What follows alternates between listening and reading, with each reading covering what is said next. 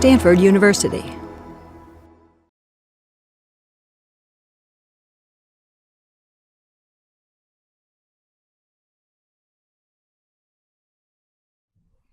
Good morning, I'm Dr. Tia Rich, founder and director of Stanford Medicine's Contemplation by Design program. This morning, we will be receiving a guided practice with the Rev Dr. Joanne Sanders. Dr. Sanders will be speaking a bit about the practice of Metta and then guiding us in a practice of Metta, which is a loving kindness meditation.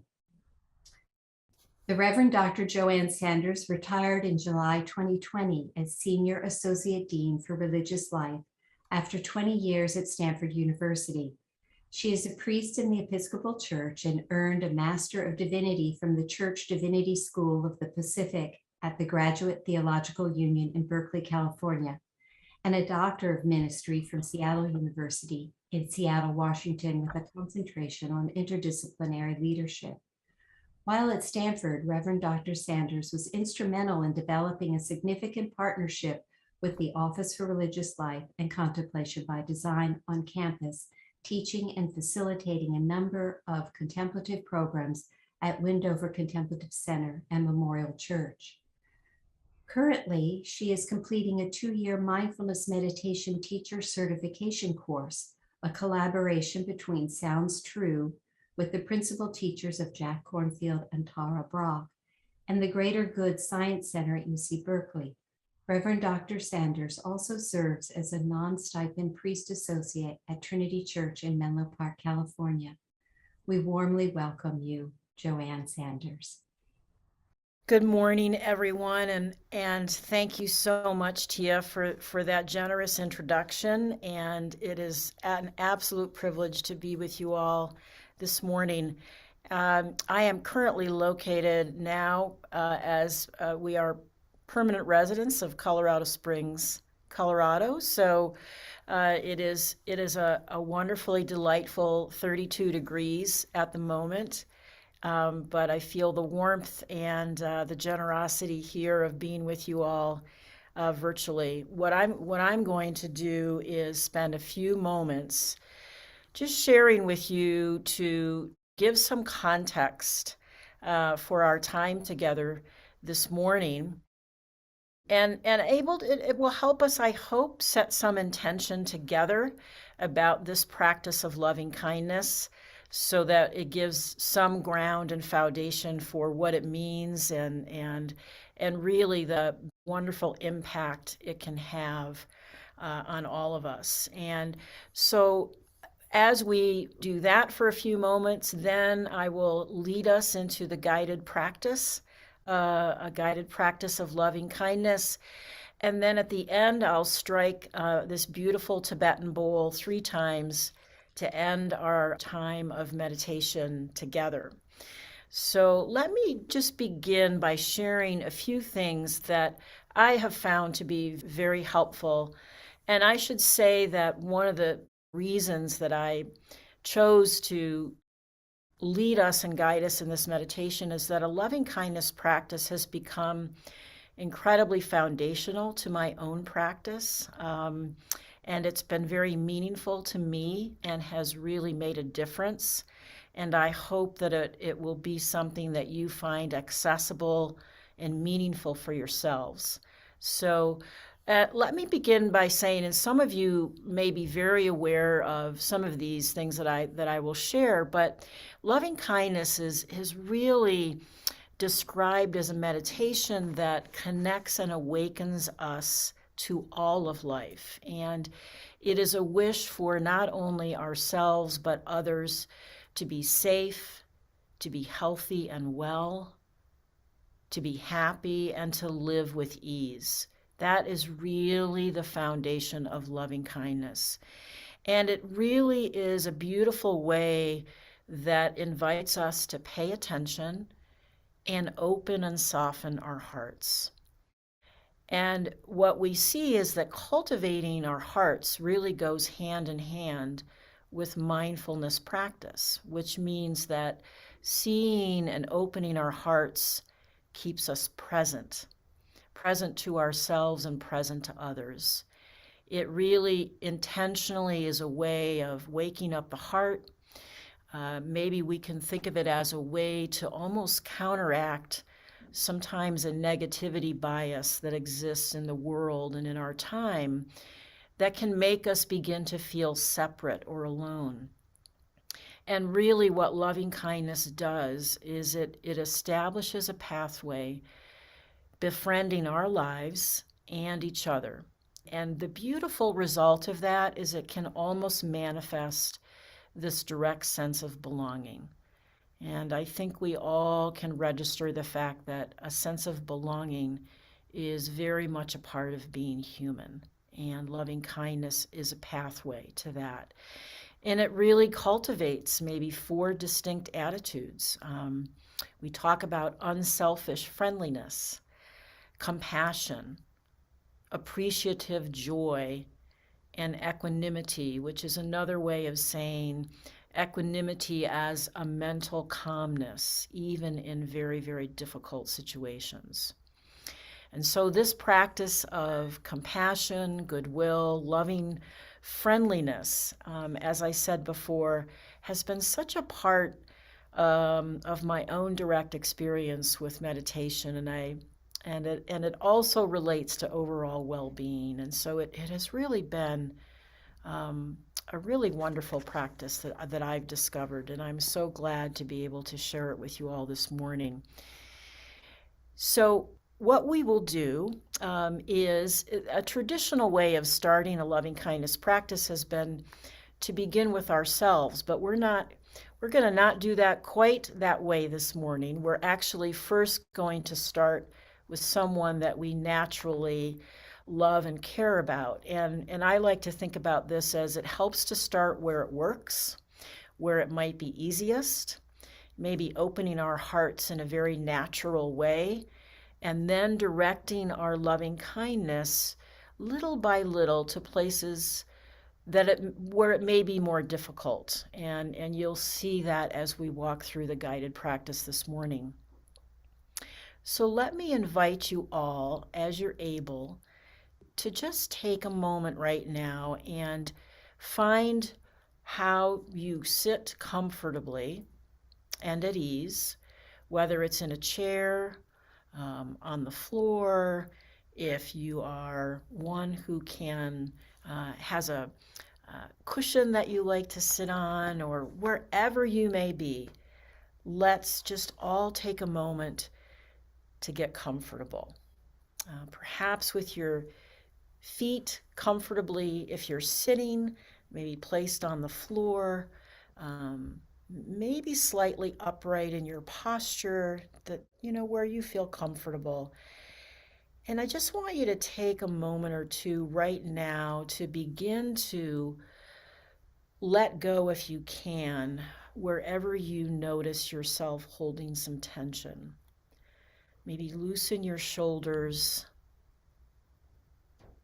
soften your hands. If you have them placed on your thigh or just above your knee or at your side, soften your hands and relax as best you're able. And take a few really deep breaths, just naturally and slowly, how that feels to you. A nice deep breath, and inviting those breaths to create space for you, for some tenderness and warmth to inhabit your whole heart and chest area.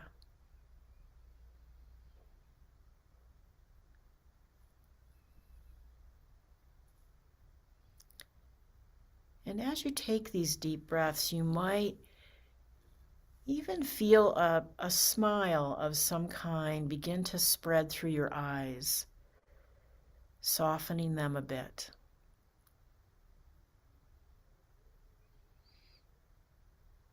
And then even a slight smile to your mouth, maybe feeling it gently loosen any tension in your jaw or around your lips.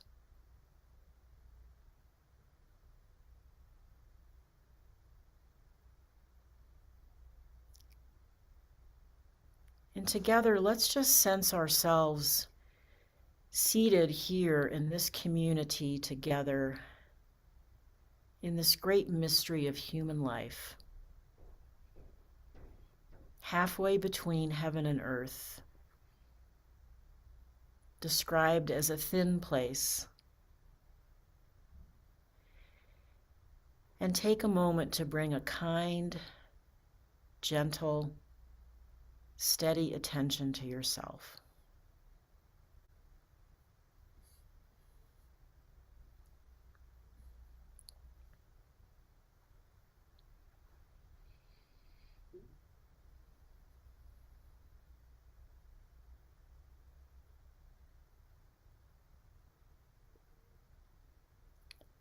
And now I invite you to think of someone that you love and you care deeply about. I invite you to bring their image and presence to your mind.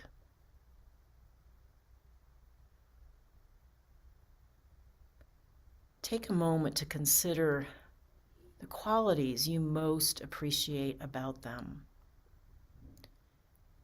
It could be their kindness, their wisdom, their gentleness, their vitality, their humor.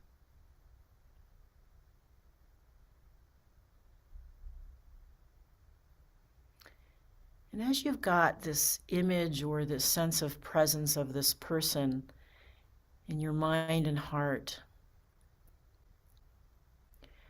bring these natural phrases of good wishes and intentions. You can use other phrases than what I will share with you, but do what feels natural and right to you.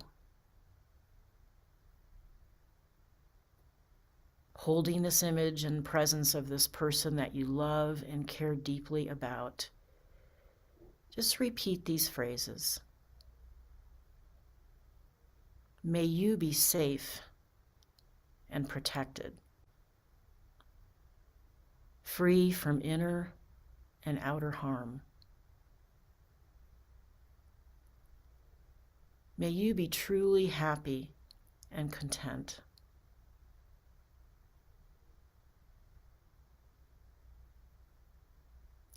May you be healthy and strong as much as is possible.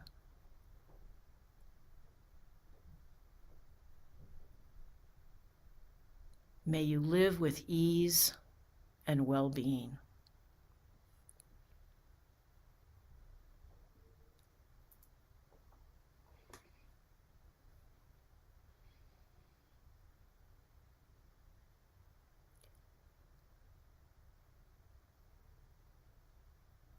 Take some time to imagine how it might be for this person to experience the fruit of your blessing, of your loving kindness, the fullness of your love, self-acceptance, peace, and freedom.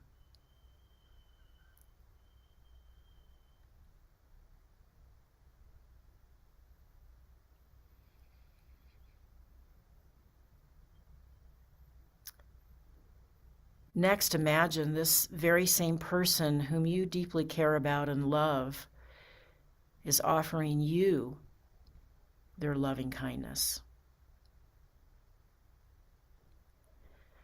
Picture how they might look at you with care and love as they would say to you, may you too be safe and protected. May you be truly happy.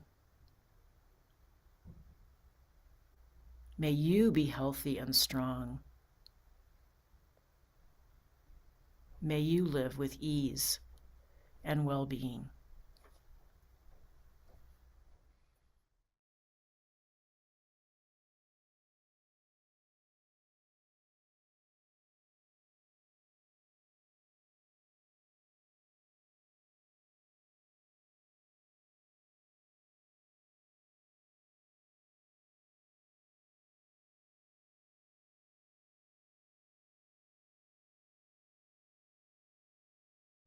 Now take in these good intentions and heartfelt wishes and turn them toward yourself. And if it helps, you can even place your hand on your heart.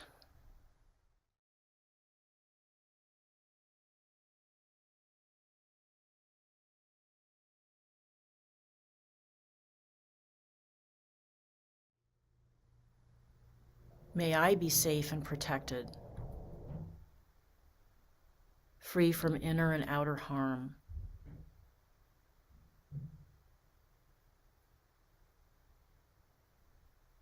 May I be truly happy and content.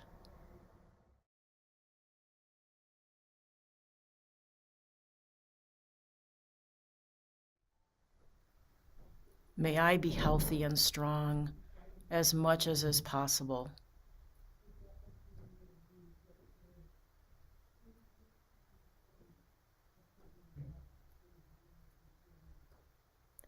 May I live with ease and well-being.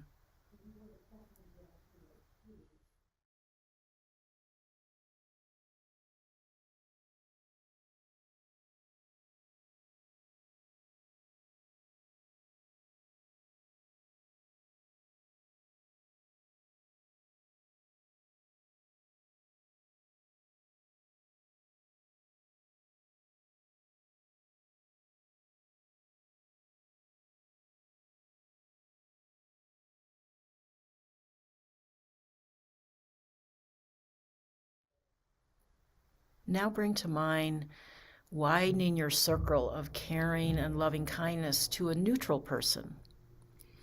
This would be someone that you might see regularly, though you don't know very well or feel strongly about. Could be someone you encounter in the grocery store or coffee shop. Could be a postal worker or someone that cares for your surroundings or your environment. Take a minute to bring an image of this person into your mind right now. Maybe recall how they look or how they speak.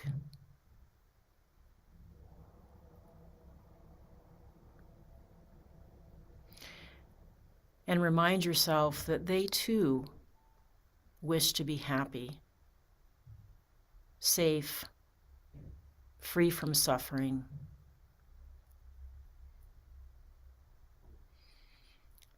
And so as you bring them into focus, use the phrases to extend loving kindness to them with their image and presence in your mind.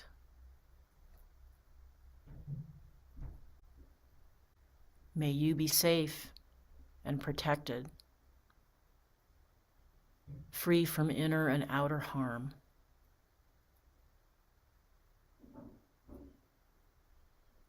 May you be truly happy and content.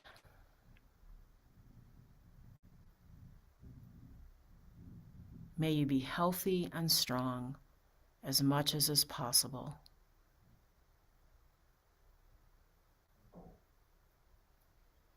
May you live with ease and well-being.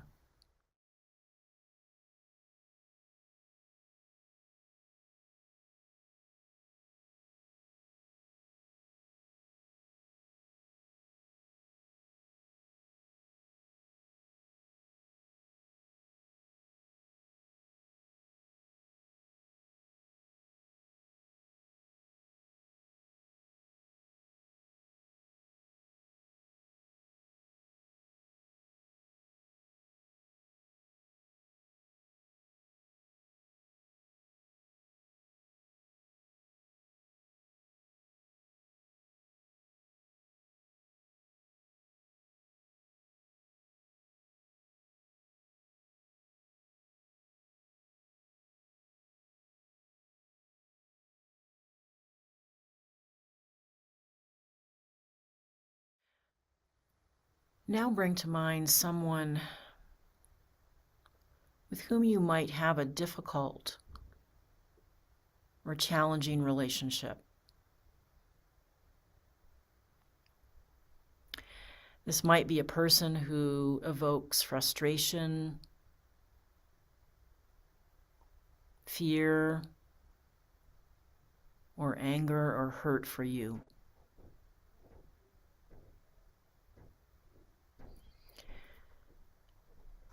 Take a deep breath,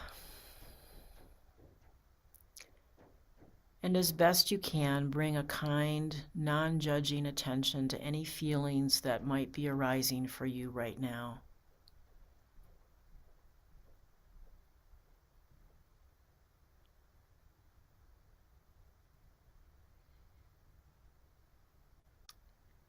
And if possible, look to see if you can discover an aspect of basic goodness, even in someone that you might have a difficult relationship with.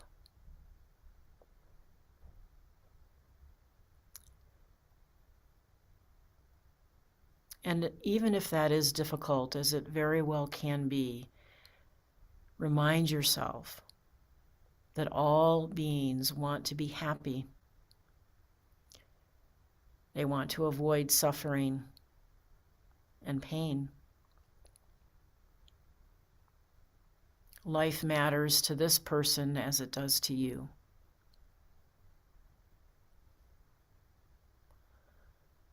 Holding them in a gentle and steady attention, begin offering them intentions of loving kindness.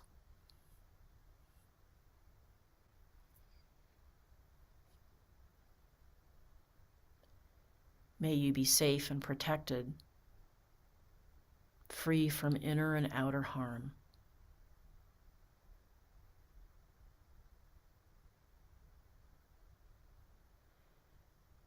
May you be truly happy and content.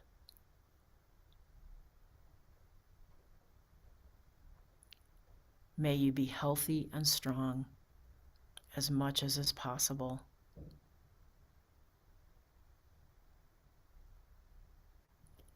May you live with ease and well-being.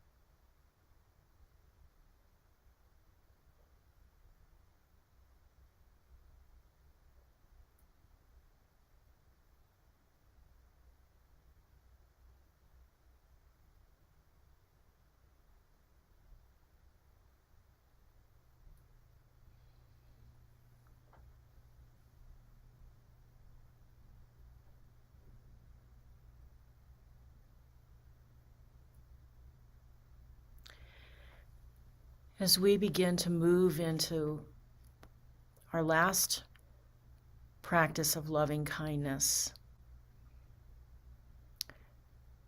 this is when I invite us to allow our awareness to really begin to expand and to open out in all directions. Imagine yourself as a beacon, spreading the light of loving kindness like a lighthouse. Imagine yourself igniting your neighborhood, your city, your country, around the world itself, even toward the vast space of sky and beyond.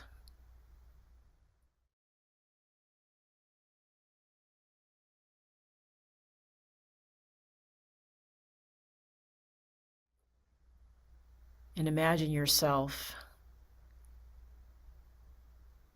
as you share these intentions of loving kindness, saying, may all beings far and near, all beings, young and old, beings in every direction,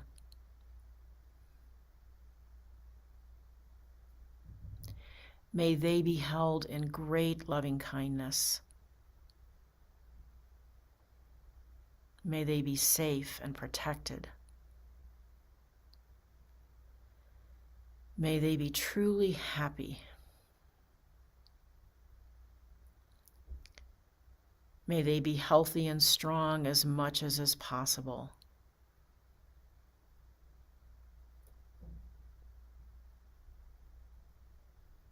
May they live with ease and well-being.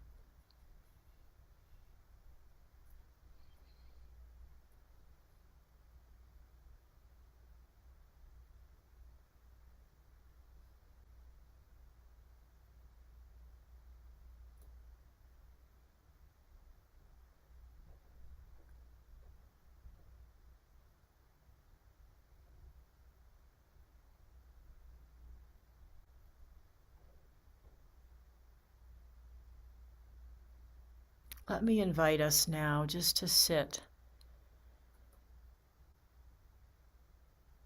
in the sweetness of silence and really breathing in this sense of loving kindness to those you love and care deeply about, to yourself, to someone you may not know very well but see often, and in fact, to everyone, whether close in your neighborhood, on Stanford's campus, in your city, in our country, and in fact, throughout the world.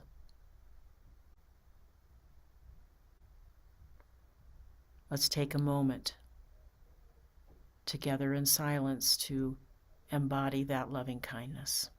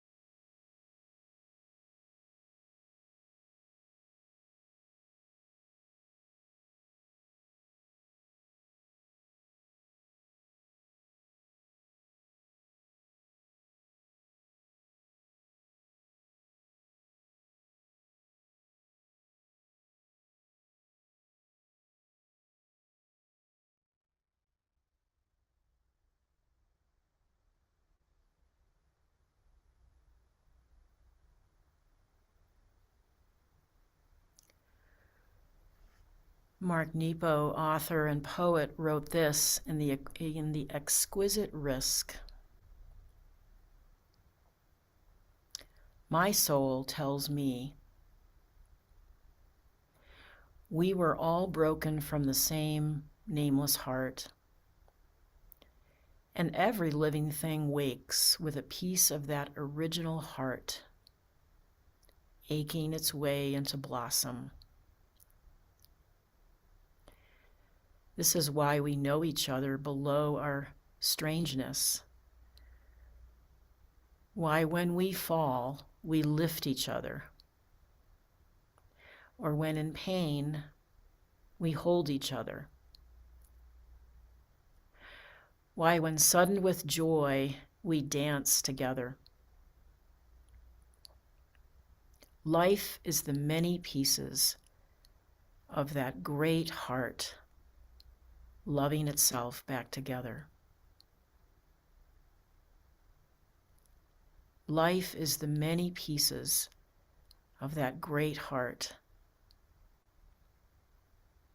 loving itself back together.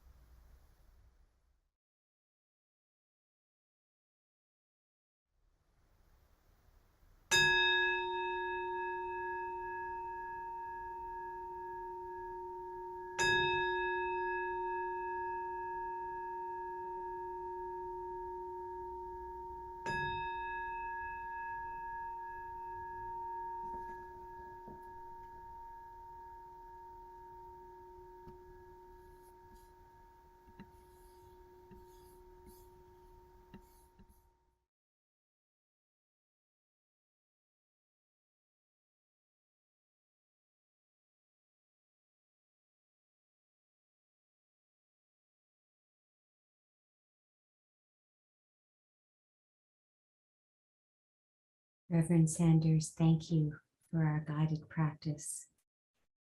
If anyone wishes to raise your hand or type something in chat, feel free to do so at this time. Tia, if I may, thank you.